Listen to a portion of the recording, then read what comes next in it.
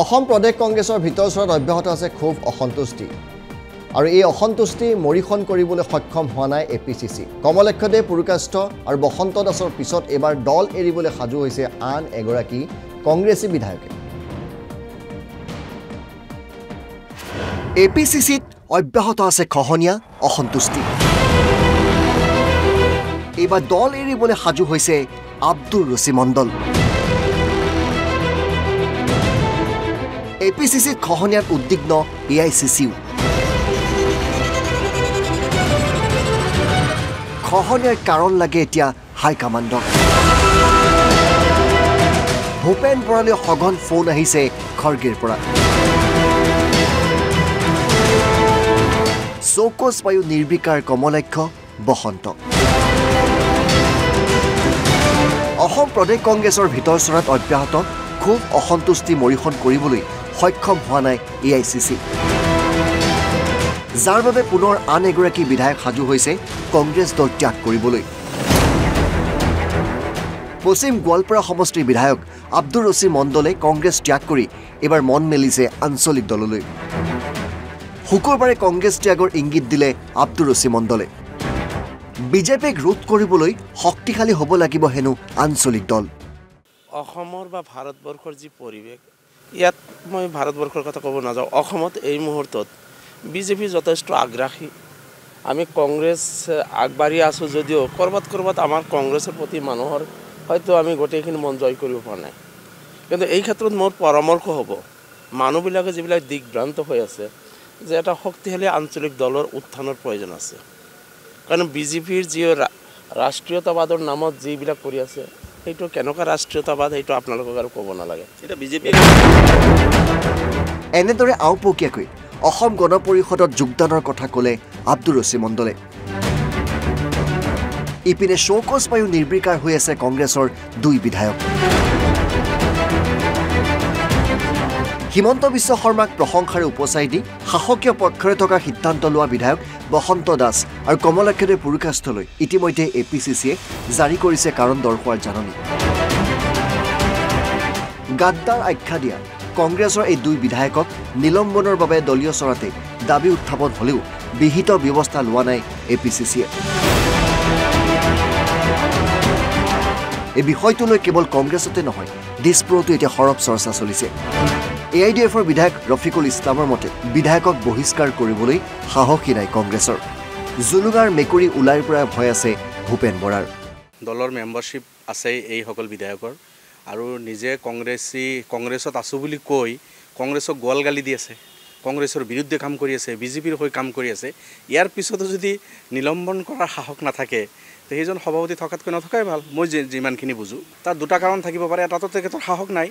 আৰু ভাবিব পাৰে যে কাক মই বহিষ্কাৰ কৰিম এনেকৈ যদি বহিষ্কাৰ কৰিব যায় গৈ লাষ্টত মানে তেখেতৰ মানে নাম্বাৰ আহি যাব পাৰে ইপিনে প্ৰদেশ কংগ্ৰেছত অব্যাহত থকা এই ক্ষোভ অসন্তুষ্টি আৰু দল ত্যাগক লৈ বাৰুকৈ উদ্বিগ্ন হৈ পৰিছে কংগ্ৰেছ হাইকমাণ্ড এই সন্দৰ্ভত ভূপেন বৰাৰ সৈতে এক ভিডিঅ' বাৰ্তালাপত মিলিত হয় এআইচিচি সভাপতি মল্লিকাৰ্জুন খাৰ্গে এপিচিচিৰ পৰা দলীয় বিধায়কৰ খং অসন্তুষ্টিৰ কাৰণো বিচাৰিছে খৰ্গে ইপিনে কংগ্ৰেছৰ এই বিপদৰ সময়তে এতিয়া হলা গছত বাগি কুঠাৰ মাৰিছে সকলোৱে কংগ্ৰেছ এতিয়া সাগৰ নহয় পানী নোহোৱা পুখুৰীহে কংগ্ৰেছৰ পৰা আৰু দুজন বিধায়ক হেনো বিজেপিলৈ শীঘ্ৰে আহি আছে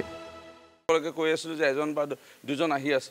আৰু এই এজন দুজনৰ ভিতৰত এতিয়া আমি দেখা পালোঁ বসন্ত দাস ডাঙৰীয়া আৰু কমলেশ্বৰ পুৰকাষ্ঠ ডাঙৰীয়া আহিলে আজি মই পুনৰ ক'ব বিচাৰিছোঁ দুজন আকৌ আহি আছে কংগ্ৰেছ দল ত্যাগ কৰি ভাৰতীয় জনতা পাৰ্টিত হয়তো আহিব পাৰে বা ভাৰতীয় জনতা পাৰ্টিৰ সমৰ্থনত থকা UPPL অসম গণ পৰিষদ এই দুটা দলৰ মাজৰ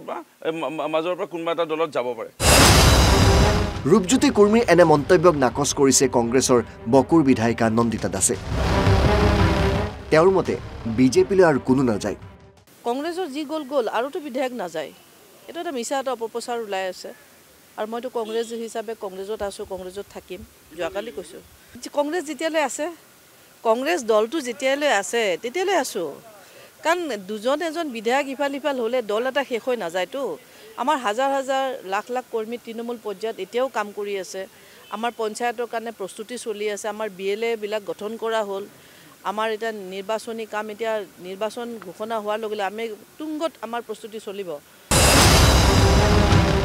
অৱশ্যে বিজেপিলৈ যোৱা তালিকাখনত মাজে সময়ে নন্দিতা দাসৰ নামো ওলাই থাকে ইপিনে বিধায়ক কমলাক্ষী পুৰকাষ্ঠ বসন্ত দাসৰ দৰে আন এখন চৌকুজৰ সন্মুখীন হৈছে গোলাঘাট জিলাৰ সভাপতি দাদু তায়েব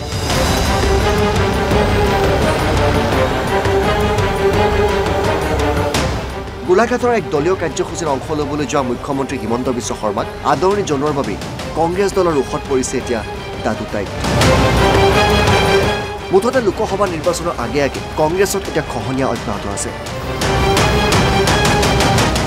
আৰু NB নিউজৰ হাতত পৰা তথ্য মতে আৰু বহু বিধায়ক আৰু নেতা শীঘ্ৰেই অসম গণ পৰিষদ আৰু বিজেপিলৈ আহি আছে ভিডিঅ' জাৰ্নেলিষ্ট অজয়ৰ সৈতে হিমাংশু চহৰীয়া আৰু জুমজ্যোতি দত্ত বৰা NB নিউজ ইপিনে মুখ্যমন্ত্ৰী হিমন্ত বিশ্ব শৰ্মাক সাক্ষাৎ কৰিয়ে দলীয় নেতৃত্বৰ বিৰুদ্ধে সৰব হৈছে গোলাঘাট জিলা কংগ্ৰেছৰ সভাপতি দাদু তায়েব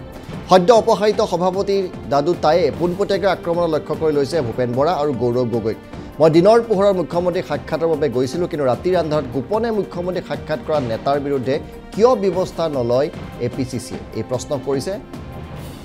দাদু তায়েব মই যোৱা 14 ফেব্ৰুৱাৰী তাৰিখে অসমৰ মাননীয় মুখ্যমন্ত্ৰী হিমন্ত বিশ্ব শৰ্মা ডাঙৰীয়াক মই সৰুপথাৰত তেখেতক লগ কৰাটো সত্য আৰু সেই কথাটো যোৱাকালি মই সংবাদ মাধ্যমৰ যোগেদি মই স্পষ্টীকৰণো দিছিলোঁ যে মই সম্পূৰ্ণ এটা ঘৰুৱা ব্যক্তিগত কাৰণত তেখেতক লগ কৰিছিলোঁ আৰু সেই কথাখিনি যোৱাকালি মই মাননীয় সভাপতি ভূপেন বৰা ডাঙৰীয়া আৰু কলিয়াবৰ লোকসভা সমষ্টিৰ সন্মানীয় সাংসদ গৌৰৱ গগৈ ডাঙৰীয়াক মই অৱগত কৰিছিলোঁ আৰু মোৰ এইটো কাৰণেই দুখ লাগিছে দুয়োগৰাকী ব্যক্তিৰ লগতে মোৰ ঘনিষ্ঠ সম্পৰ্ক আজি গৌৰৱ গগৈৰ লগত যোৱা বিগত 15 বছৰ তেখেতৰ লগত ছাৰ দৰে থাকি মই প্ৰত্যেকটো ৰাজনৈতিক কামত মই সক্ৰিয়ভাৱে অংশগ্ৰহণ কৰিছোঁ দুয়োগৰাকী ব্যক্তিক জনোৱাৰ পাছত দুয়োগৰাকীয়ে মোক নিশ্চিতি দিয়াৰ পাছত আজি হঠাৎ আজি পুৱা 9টা বজাত বিপুল গগৈ ডাঙৰীয়া আমাৰ প্ৰশাসনিক সাধাৰণ সম্পাদক সাংগঠনিক তেখেতে এখন মোলৈ পত্ৰ প্ৰেৰণ কৰিছে যিখন পত্ৰত স্পষ্টভাৱে উল্লেখ আছে যে আপোনাক দলৰ গোলাঘাট জিলাৰ সভাপতি পদৰ পৰা অব্যাহতি দিয়া হৈছে আৰু 72 ঘণ্টাৰ ভিতৰত আপুনি ইয়াৰ উত্তৰ দিব লাগিব যে কিয় আপোনাক দলৰ পৰা নিলম্বন কৰা নহয় গৌৰৱ গগৈ ডাঙৰীয়া আপোনাৰ লগত ছাৰ দৰে আছোঁ আপোনাক আমি অসমৰ উজ্জ্বল ভৱিষ্যত বুলি ভাবিছিলোঁ কিন্তু আপুনি এই বিপদৰ সময়ত আপুনি মোক ৰক্ষণাবেক্ষণ নহয় আপুনি কাৰ প্ৰৰোচনাত কিয় আপুনি মোক আপোনাৰ অনুমতি নোলোৱাকৈ আপোনাৰ লগত পৰামৰ্শ নকৰাকৈ ভূপেন বৰা ডাঙৰীয়াৰ ইমান মেৰুদণ্ড হোৱা নাই মোক যে দলৰ সভাপতি পদৰ পৰা আপুনি অপসাৰণ কৰিব কিন্তু মই আপোনাক এটা প্ৰশ্ন কৰিব বিচাৰিছোঁ যদি মই একে দুখত অপৰাধী তেতিয়াহ'লে আপুনি যিগৰাকী ৰজনীয়া তিৰ্কীক আগন্তুক লোকসভা নিৰ্বাচনৰ কাৰণে কাজিৰঙা সমষ্টিৰ পৰা আপুনি প্ৰক্ষেপ কৰিছে সেইজনক আপুনি বহিষ্কাৰ কৰিব লাগিব সেইগৰাকী বিধায়িকা তেতিয়াৰ প্ৰাক্তন বিধায়িকা ৰজনীয়া তিৰ্কী ডাঙৰীয়ানী যিগৰাকী নিজে বিধায়ক হৈ থকাৰ পাছত সৰুপথাৰ সমষ্টিত কিন্তু প্ৰথম বিজেপি কাৰ্যালয়ত গামোচা লৈছিল সেইগৰাকী আপোনাৰ প্ৰক্ষেপিত সৰুপথাৰ সমষ্টি কাজিৰঙা সমষ্টি কংগ্ৰেছ দলৰ প্ৰাৰ্থী যিজনৰ পিতৃয়ে অসম চাহ মজদুৰ কংগ্ৰেছক দুভাগ কৰি BCMS কৰিছিল কিন্তু দলে তেওঁলোকৰ ওপৰত ব্যৱস্থা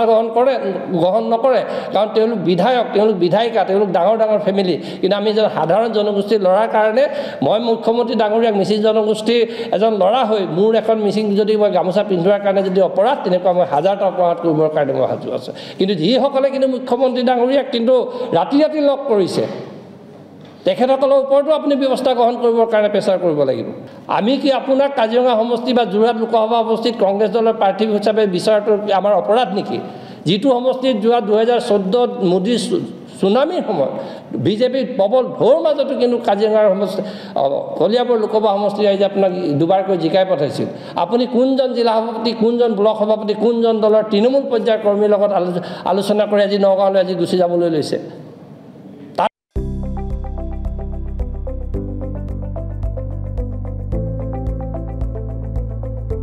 NB নিউজ সহজ সৰল ভাষাত নৱভাৰতৰ কথা